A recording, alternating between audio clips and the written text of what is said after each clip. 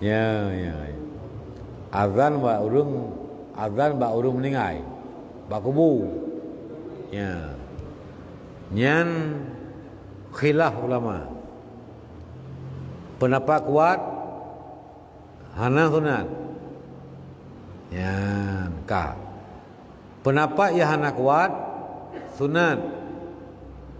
Orang yang pegah sunat gekih ada musafir dalam dunia. Orang musafir dalam dunia kena jak wajib yang kan sunat azan dilika orang musafir. Nya musafirnya wakhirat.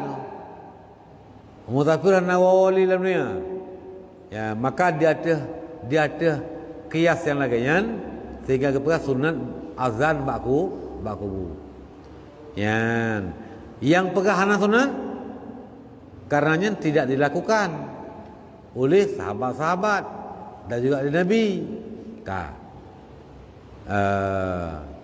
Buka. Getanyo oronyo pakai ban teman.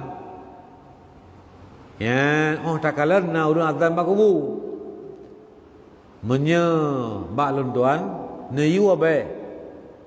Menye kagazan berentau. Ya. Tayu be. Tapi menye kagazan ya berentau. Pakai menan karena na yang pegah jid, na yang pegah hanjid, bahkan yang kuat pegah hana sunat. Karena yang kuat pegah hana sunat, maka you yang akan perintah. Ya, benar. Tapi mereka kagak pebut, kagak tanda nak pendapat je. Ya, benar. Kabe ya.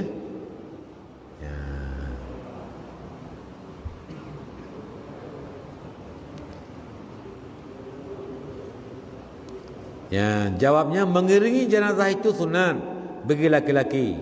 Berjalan di hadapan jenazah hampir dia lebih good. Tajak to laung mayit, ikut dan to nya lebih good.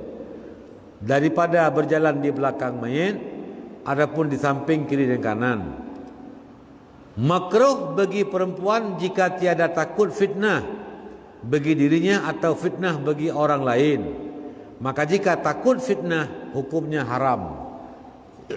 Ja intat mai ujarat nya takut fitnah, takut na efek buruk nyen dia ke haram.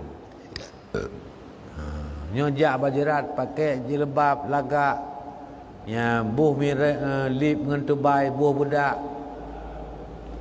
Yan urang te ke gayan hang tinggal le ke mati. Padahal gejak baku bangat tinggal ke mati. Tapi orang tahu narunya jak darah kubu, kuda ke tepi tinggal.